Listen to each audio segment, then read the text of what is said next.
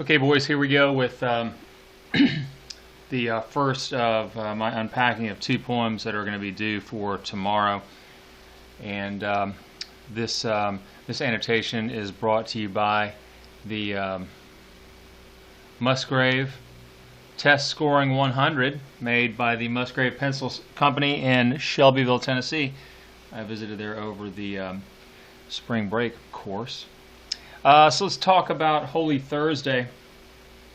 So here we are, as usual. You can see here that this poem is organized into 3 quatrains, and you can also see that the lines, especially when compared with the end of the poem above it, which is a divine image, as you're also supposed to read. The line lengths are pretty long, so I assume that there's going to be a metrical pattern we're going to have to deal with. So let's take a look. Oh, by the way, Holy Thursday then is a special day during Easter season. This is from your notes, of course, when the poor, frequently orphaned children from the charity schools of London are marched in procession to St. Paul's Cathedral. St. Paul's Cathedral is the seat of the Anglican Church there in England. I wouldn't be surprised if I asked a question about that on the quiz. Okay, so let's take a look at the rhyme scheme. So we've got an A, B, town, and own. So I've got a slant C there. Then lambs and hands, slant D. Song, it's going to be an E. Among. Among here is a sight rhyme, otherwise known as an I rhyme. So I think you may recall that from way back in August when I first presented on this. And then poor, and then door. So the thing to notice right off the bat is the number of slant rhymes or near rhymes that we have in this particular poem. Let me go ahead and read the poem aloud for you. "'Twas on a holy Thursday, their innocent faces clean, the children walking 2 and 2 in red and blue and green. Gray-headed beetles walked before, with wands as white as snow, till into the high dome of Paul's they like Thames waters flow. Oh, what a multitude they seem, these flowers of London town. Seated in companies they sit with radiance all their own. The hum of multitudes was there, but multitudes of lambs, thousands of boys and girls raising their innocent hands. Now like a mighty wind they raise to heaven the voice of song, or like harmonious thunderings the seats of heaven among. Beneath them sit the aged men, wise guardians of the poor. Then cherish pity, lest you drive an angel from your door." Okay, so if you were paying attention at all to the sound of that reading, then you will have noted certainly that one of the features that is present in this particular poem is going to be the medial pause, otherwise known as the caesura. Only about 25% of you were able to get that question right on the quiz yesterday, which is unfortunate and sad. But nonetheless, if you're going to mark it, we're going to mark it here. We're going to mark it here. We're going to mark it after before. We're going to deal with this this last line in the stanza in a second, because it's not obvious where that caesura appears. So if we are going to mark this, "'Twas on a holy Thursday, their innocent faces clean, the children walking 2 and 2 in red and blue and green. Gray-headed beetles walked before, with wands as white as snow, Till. Now here's we got to pay attention to this, and I'm going to come back to it because this is a really odd line. So if we count the number of syllables per line, we got 1, 2, 3, 4, 5, 6, 7, 8, 9, 10, 11, 12, 13, 14. All right, so I'm going to go ahead and make that mark here. You know what? I'm going to mark it on this side. Okay. So the children walking 2 and 2 in red and blue and green. Okay, so I have another 14-beat line there. Gray-headed beetles walk before with wands as white as snow. Another 14-beat line. The only reason I'm not marking over here to the right is because it's diving into the into the chasm of the book fold. Till into the high dome of Paul's they like Thames waters flow. So it is 14 beats, but you should hear that there's no chance of the rhythm of that line, the meter of that line being regular. Even if here at the beginning, I make that as you know, swallow the stress and make it kind of a medial stress. The way you would mark that, by the way, is like this.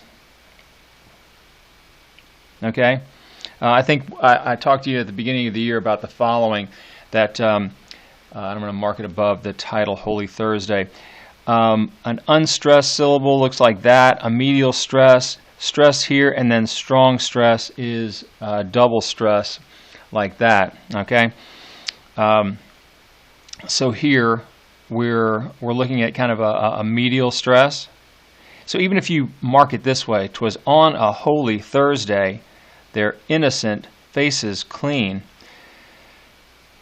It's not consistent all the way through in terms of an iambic rhythm. However, that is the predominant rhythm there. So we're talking about iambic, and then somebody from the gallery, if we were doing this synchronously, what would we have if we're talking about 7 iambic feet?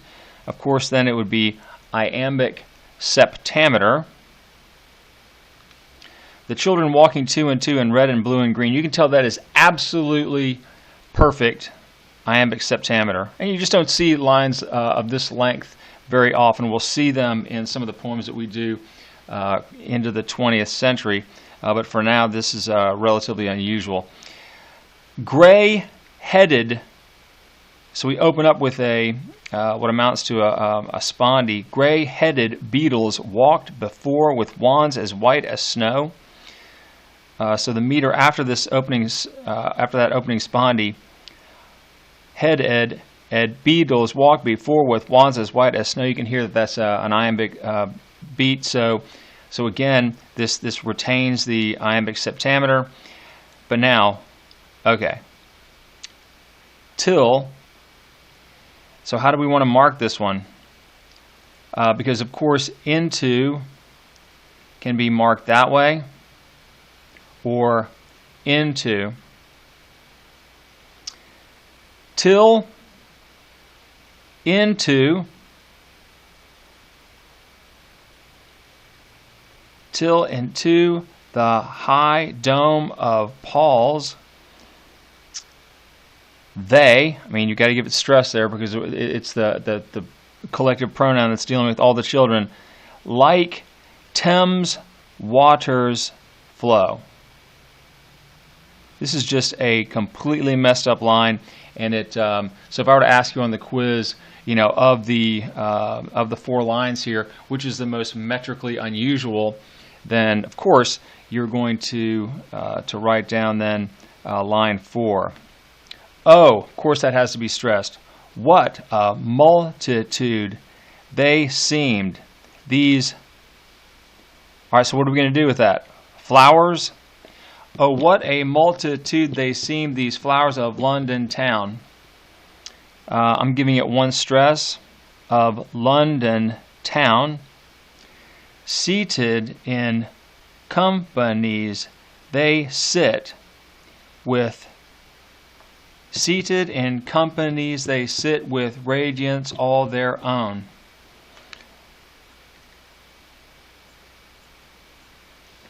All right. The hum of multitudes was there, but multitudes of lambs, thousands of little boys and girls raising their innocent hands. All right, so just because I forgot to mark the last, where the medial pause is, quite frankly, that's going to be a tough one to mark. Till into the high dome of Paul's. If you're going to mark it, you're probably going to put it here, since the emphasis is on the plural pronoun there, they. But it doesn't parse itself as the other ones do. Okay. What a multitude they seemed. Boom. Seated in companies they sit. It's probably here, but again, you've got, just as you've got this this discordant meter here, you've got the discordant meter of that line. Let me go ahead and erase that so we can go ahead and count. So we got 14 here. Seated in companies, it's 14. But I'm going to go ahead and mark that as like an unusual meter. The hum of multitudes was there, but multitudes of lambs, 14. Thousands of little boys and girls raising their innocent hands. 1, 2, 3, 4, 5, 6, 7, 8, 9, 10, 11, 12, 13, 14, 15. So not only is the meter there discordant, but there's also an extra beat. So if I was going to ask you, let's say you were doing an explication of this particular poem, and you were going to comment then on the meter of that line and how it feeds into, reveals, accentuates the meaning of the poem. Notice this line talks about it's the numbers of little boys and girls. Okay, so we're talking then a huge number. So of course there's an extra syllable there. All right. Now, like a mighty wind, they raise to heaven the voice of song. Now, like a mighty wind, they raise to heaven the voice of song. You know what? I'm going to go ahead and mark that as the way I would mark it is it's that sort of swallowed second syllable. Heaven. Or like harmonious, or like harmonious thunder rings the seats of heaven among. Harmonious or harmonious, or like harmonious thunderings. I mean, okay. So this is a jacked up line also, because look at how many opportunities you have for a call you're going to have to make. Okay, harmonious thunderings and heaven. These could all go one of two ways in terms of the number of beats per word. So I'm going to go back and say this. Harmonious thunderings, the seats of heaven among. Okay? Beneath them sit the aged. That line, that mark right there, I'm going to go ahead and let's zoom in there.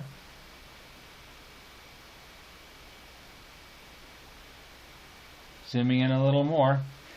If you can see right there, there's the mark, the backward slash that tells you that you're supposed to give it a stress on the first syllable. Okay, aged men, stress men, wise guardians of the poor, then cherish pity lest you drive an angel from your door. Okay, so if you're paying attention here, then you know that the primarily the meter iambic septameter. And if I ask you, are these masculine or feminine endings, you are going to say masculine. If I ask if the meter employed in this poem is rising or falling, you are going to say it's rising, of course, because you know that the rising meter that we have is an iamb and an anapest. The falling meter, trochee, and dactyl. All right. Now, let's go ahead and take a look at what's happening to us with respect. So we've gone through the meter, we've gone through the rhyme scheme, dealt with some of the formal elements and so forth. Okay. So, 'twas on a holy Thursday, their innocent faces clean. All right. So innocent. These are these children that there's a sense in Christianity and the Anglican Episcopal religion in particular that you are born sinless. Okay, so their innocent faces clean. So they've been scrubbed up to go to church, and so the children walking two and two. So they're in pairs. Okay, which, if I'm going to talk about why maybe we've got the quatrains that are comprised or composed into rhyme couplets, it matches here with the walking two and two. Okay, so note the contrast between the children that are walking and the gray-headed beetles. Okay, so these are lower order church officials that are meant to keep order. Now, I'll probably ask you a question about this. There is another member of the sort of liturgical party named a verger. The verger usually leads the procession into or down toward the altar in the apostolic churches. So the apostolic churches then are, I don't think Catholics do this. They might, but the Episcopal, Anglican, and then Lutheran, they have this as well. So what the verger does is he's dressed in dark robes and he carries a stick. It's usually a hickory stick that's about 3 feet long, maybe a little bit shorter, and it's generally about an inch in diameter, maybe a little bit more, and it's got a metal cross at the top. And it was used to keep dogs away from the altar, and also to whack people who were being unruly. Okay, so that's a verger. That's going to show up on your quiz, guarantee that. Okay, so gray-headed beetles walk before with wands as white as snow. So notice the color contrast that we have here: the red and blue and green. Wands as white as snow, and then the gray-headed beetles.